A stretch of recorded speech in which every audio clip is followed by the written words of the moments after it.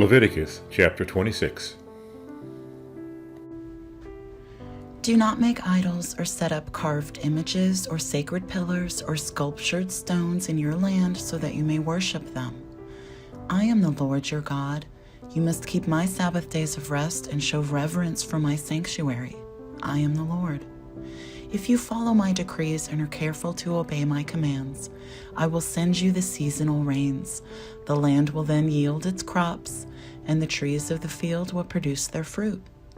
Your threshing season will overlap with the grape harvest, and your grape harvest will overlap with the season of planting grain. You will eat your fill and live securely in your own land. I will give you peace in the land, and you'll be able to sleep with no cause for fear. I will rid the land of wild animals and keep your enemies out of your land. In fact, you will chase down your enemies and slaughter them with your swords.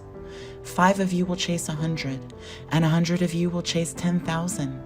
All your enemies will fall beneath your sword. I will look favorably upon you, making you fertile and multiplying your people, and I will fulfill my covenant with you. You will have such a surplus of crops that you will need to clear out the old grain to make room for the new harvest. I will live among you, and I will not despise you. I will walk among you. I will be your God, and you will be my people. I am the Lord your God who brought you out of the land of Egypt, so you would no longer be their slaves. I broke the yoke of slavery from your neck, so you can walk with your heads held high. However, if you do not listen to me or obey all these commands, and if you break my covenant by rejecting my decrees, treating my regulations with contempt, and refusing to obey my commands, I will punish you. I will bring sudden terrors upon you, wasting diseases and burning fevers that will cause your eyes to fail and your life to ebb away. You will plant your crops in vain because your enemies will eat them. I will turn against you, and you will be defeated by your enemies. Those who hate you will rule over you, and you will run even when no one is chasing you. And if in spite of all of this you still disobey me, I will punish you 7 times over for your sins. I will break your proud spirit by making the skies as unyielding as iron and the earth as hard as bronze. All your work will be for nothing, for your land will yield no crops and your trees will bear no fruit. If even then you remain hostile toward me and refuse to obey me, I will inflict disaster on you 7 times over for your sins. I will send wild animals that will rob you of your children and destroy your livestock. Your numbers will dwindle, and your roads will be deserted. And if you fail to learn the lesson and continue your hostility toward me, then I myself will be hostile toward you. I will personally strike you with calamity 7 times over for your sins. I will send armies against you to carry out the curse of the covenant you have broken. When you run to your towns for safety, I will send a plague to destroy you there, and you will be handed over to your enemies. I will destroy your food supply so that 10 women will need only 1 oven to bake bread for their families. They will ration your food by weight, and though you have food to eat, you will not be satisfied. And if in spite of all of this you still refuse to listen and still remain hostile toward me, then I will give full vent to my hostility. I myself will punish you 7 times over for your sins. Then you will eat the flesh of your own sons and daughters. I will destroy your pagan shrines and knock down your places of worship. I will leave your lifeless corpses piled on top of your lifeless idols, and I will despise you.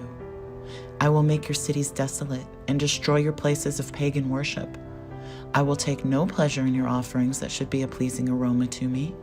Yes, I myself will devastate your land, and your enemies who come to occupy it will be appalled at what they see. I will scatter you among the nations and bring out my sword against you. Your land will become desolate, and your cities will lie in ruins. Then at last the land will enjoy its neglected Sabbath years as it lies desolate while you are in exile in the land of your enemies. Then the land will finally rest and enjoy the Sabbath it's missed. As long as the land lies in ruins, it will enjoy the rest you never allowed it to take every 7th year while you lived in it. And for those who survive, I will demoralize you in the land of your enemies. You will live in such fear that the sound of a leaf driven by the wind will send you fleeing. You will run as though fleeing from a sword, and you will fall even when no one pursues you. Though no one is chasing you, you will stumble over each other as though fleeing from a sword. You will have no power to stand up against your enemies.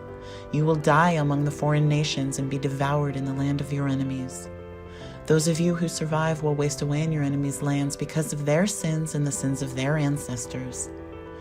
But at last my people will confess their sins and the sins of their ancestors for betraying me and being hostile towards me.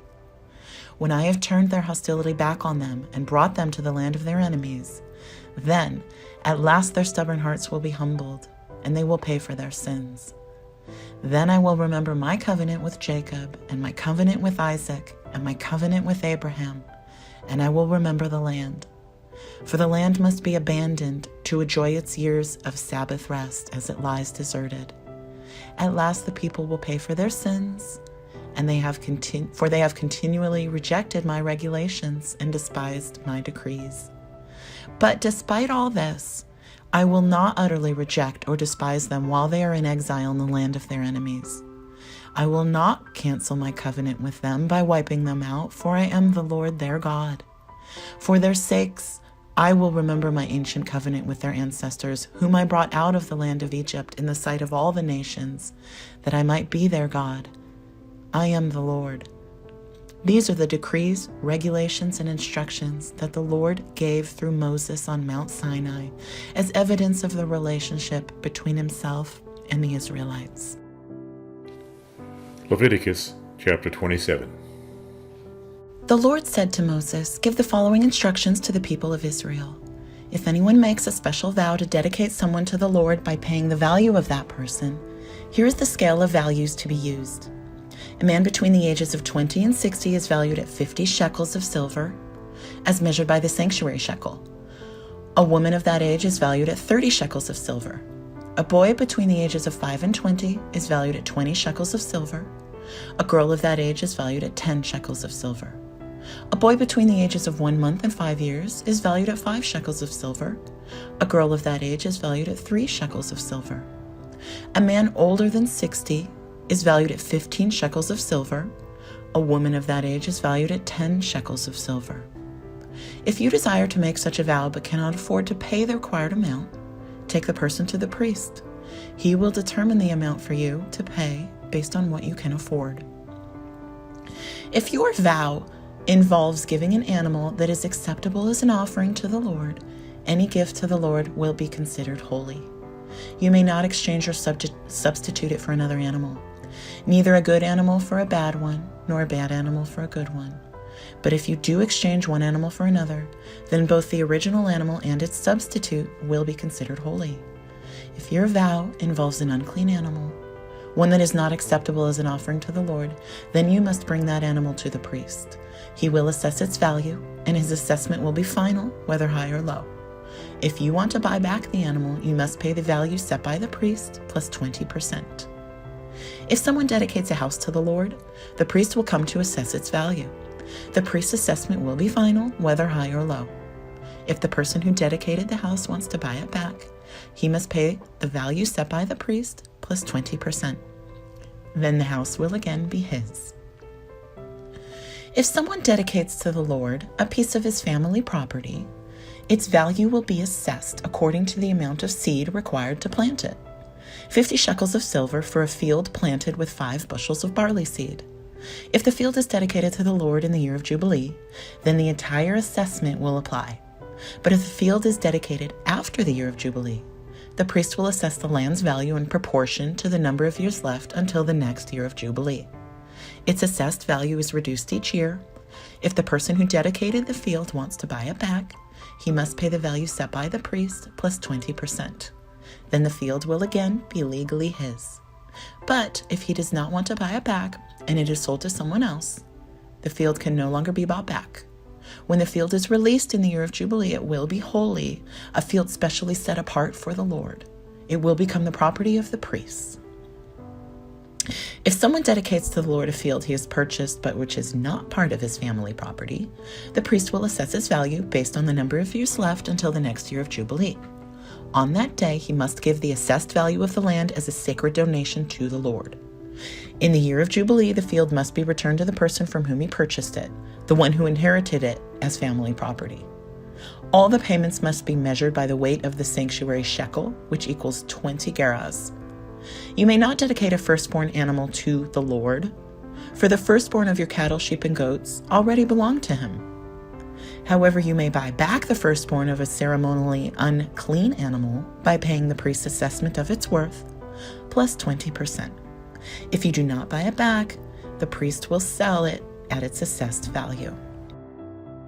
However, anything specially set apart for the Lord, whether a person, an animal, or family property, must never be sold or bought back.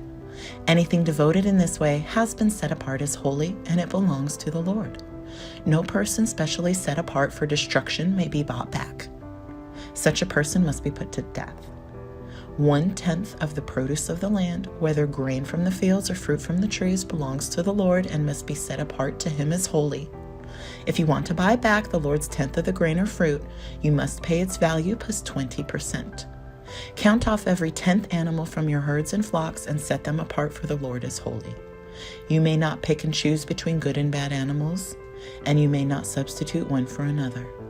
But if you do exchange one animal for another, then both the original animal and its substitute will be considered holy and cannot be bought back. These are the commands that the Lord gave through Moses on Mount Sinai for the Israelites.